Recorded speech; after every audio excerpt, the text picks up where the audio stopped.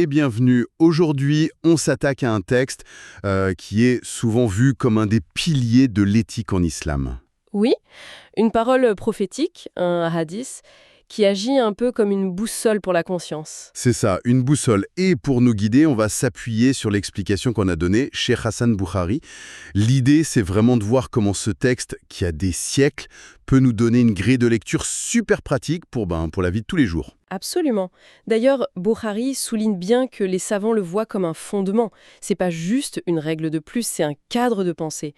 On commence avec une idée qui a l'air simple, mais qui est en fait assez profonde. L'insistance sur la clarté. C'est le point de départ et il est crucial. Ok, alors, allons-y. La première phrase, elle est très directe. Ok. Le licite est clair et l'illicite est clair. Bon, dit comme ça peut paraître un peu banal, non? Ouais, on pourrait le penser. Mais il y a beaucoup plus.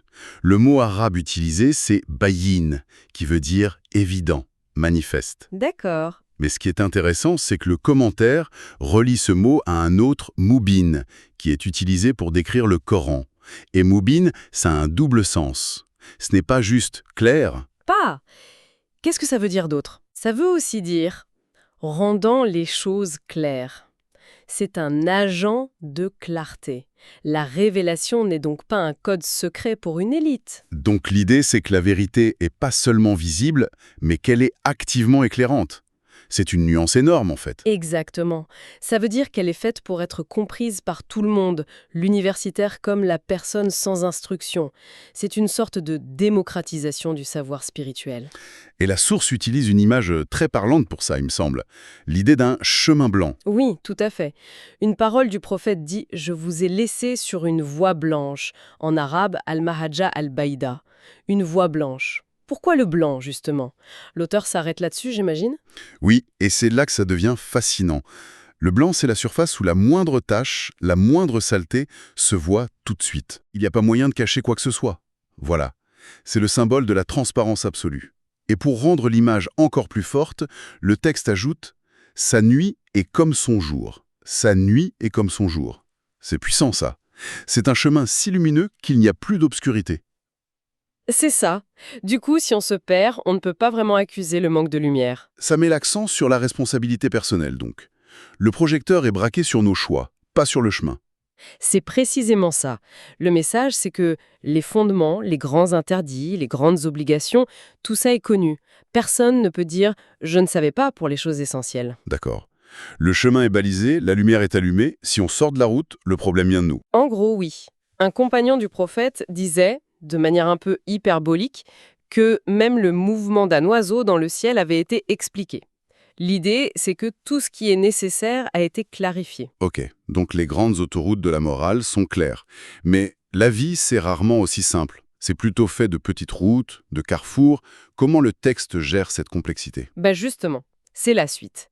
Juste après avoir posé ce principe de clarté, il nous emmène pile dans cette zone-là. Il dit, et entre les deux, il y a des choses douteuses, les mouchtabiettes, la fameuse zone grise. C'est là que se trouve le défi de tous les jours. C'est toutes ces situations où on se dit, est-ce que j'ai le droit de faire ça? C'est un peu limite. Et qu'est-ce qui les rend douteuses, concrètement? Le commentaire explique que c'est parce qu'elles ont des caractéristiques des deux côtés. Elles ne sont ni toutes blanches, ni toutes noires. Un contrat avec une clause un peu floue, par exemple. Exactement. Ou un produit financier dont on ne comprend pas bien l'origine des profits, une conversation qui frôle la médisance. C'est ça. Et le texte précise d'ailleurs que beaucoup de gens ne les connaissent pas. Ils ne peuvent pas trancher, en fait. Voilà. Ils n'ont pas les outils pour dire si c'est permis ou interdit. C'est intéressant. Et du coup, face à cette incertitude, comment les gens réagissent? L'analyse qui est faite dans la source identifie 3 groupes. D'abord, une petite minorité de savants qui, eux, peuvent analyser la situation et arriver à un jugement clair. Pour eux, ce n'est plus douteux. Ok, ça ce sont les experts. Mais pour nous, la grande majorité qui restons dans le flou, C'est là qu'on trouve les 2 autres groupes. Le deuxième, c'est celui que le texte valorise. Ce sont les gens qui, dans le doute, s'abstiennent, par prudence. ils prennent pas de risques. C'est ça. Et le hadith dit qu'en faisant ça, ils protègent leur religion et leur honneur. Une double protection donc. Et puis il y a le troisième groupe. Ceux qui y vont quand même. Oui.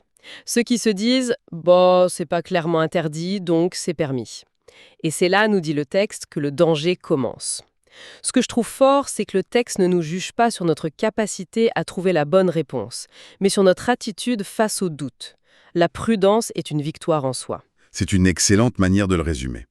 La vertu, ce n'est pas l'omniscience, c'est la prudence. Et le texte explique ensuite pourquoi c'est si dangereux. Pour 2 raisons. La première est psychologique. C'est le fait de pente glissante. On se désinsensibilise petit à petit. Voilà. On commence par une petite chose, puis une autre, et notre seuil de tolérance augmente. La barrière qui nous sépare de l'interdit, c'est roto. C'est comme rouler à 55 km/h au jeu de 50. Au début, on est mal à l'aise, et puis ça devient normal. Et un jour, 60, ça ne choque plus. C'est exactement cette idée. Et la deuxième raison est plus directe, plus spirituelle. Laquelle? C'est que la chose qui nous paraît douteuse pourrait en fait être, aux yeux de Dieu, complètement illicite. Et là, on tombe dans le péché en pensant être dans son bon droit. On pêche sans le savoir, en quelque sorte. Pour illustrer ça, il y a l'analogie du berger, je crois. Oui, elle est très, très parlante. Le texte dit que cette personne est comme le berger qui fait paître son troupeau autour d'un domaine protégé. Un IMA. Un IMA, c'est une sorte de réserve privée, c'est ça? Exactement, un pâturage réservé au roi. Un terrain interdit, bien délimité. Un berger prudent va garder une bonne distance. Mais le berger un peu trop confiant, lui, va se dire qu'il peut profiter de l'herbe juste à la limite. Voilà. Il amène son troupeau juste au dehors en se disant tant qu'elle ne traverse pas, ça va. Mais qu'est-ce qui va se passer? Inévitablement, un mouton va passer la tête, une chèvre va faire un pas de trop. Et il aura failli à sa mission. Ce qui est frappant, c'est que la leçon, c'est pas « ne franchis pas la ligne », c'est « ne t'approche même pas de la ligne ». C'est le cœur du message. La vraie sagesse, c'est de créer une zone tampon. Et cette pratique a un nom. Le wara. La piété scrupuleuse. Le wara. Le wara, ça ne consiste pas juste à éviter l'interdit. Ça consiste à délaisser certaines choses qui sont parfaitement licites, par peur qu'elles nous mènent à l'interdit. C'est fascinant. Ça va à l'encontre de notre réflexe moderne, qui est de toujours vouloir aller jusqu'à la limite exacte de ce qui est permis. Les zones dangereuses sur les côtés, la stratégie, la zone tampon, mais il nous manque le compas, l'instrument de navigation interne. Et j'ai l'impression que c'est là que le texte nous emmène. C'est exactement ça. La conclusion du hadith, c'est une image qui ramène tout à l'intérieur de nous. En vérité, il y a dans le corps un morceau de chair qui, s'il est sain, tout le corps est sain. Et s'il est corrompu, tout le corps est corrompu. En vérité, c'est le cœur. Donc notre capacité à bien naviguer dépendrait en fait de la fiabilité de notre compas intérieur, le cœur. Précisément. Ce n'est plus juste une question de savoir intellectuel. C'est un symptôme de l'état de notre cœur. L'auteur du commentaire utilise l'image du roi et de ses soldats. Le cœur est le roi. Et les membres du corps, les mains, les yeux, sont ses soldats. Si le roi est bon, il donne de bons ordres. Si le roi est corrompu, Les soldats commettront des exactions. C'est une image très forte. Et un cœur sain, qu'est-ce que c'est du coup? le commentaire met en avant 2 choses. D'abord, la sincérité de l'intention, la niya, agir pour Dieu, pas pour être vu. Et ensuite, la pureté, salama. C'est-à-dire être libre des maladies spirituelles. L'orgueil, l'envie, l'hypocrisie, la rancune. Un cœur sain est un cœur purifié de ces toxines. Et à l'inverse, un cœur corrompu, c'est un cœur malade de tout ça, et dominé par ses désirs, les shahawat. Exactement. La mécanique est claire.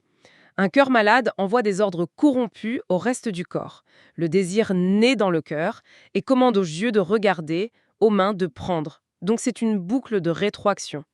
Un cœur malade prend de mauvaises décisions en flirtant avec le douteux, ce qui le corrompt encore plus, et ainsi de suite. C'est un cercle, qui peut être vicieux ou vertueux. Un cœur sain, lui, sent le danger de loin. C'est comme un système d'alarme très sensible. Il sera naturellement prudent. On a donc le cadre complet.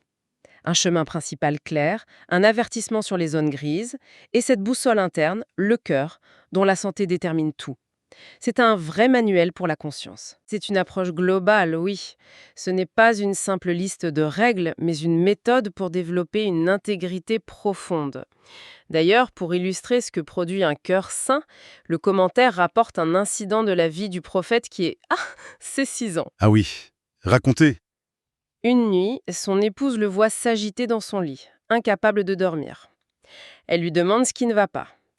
Et il répond qu'il a trouvé une datte par terre chez lui et que, comme il avait faim, il l'a mangée. D'accord.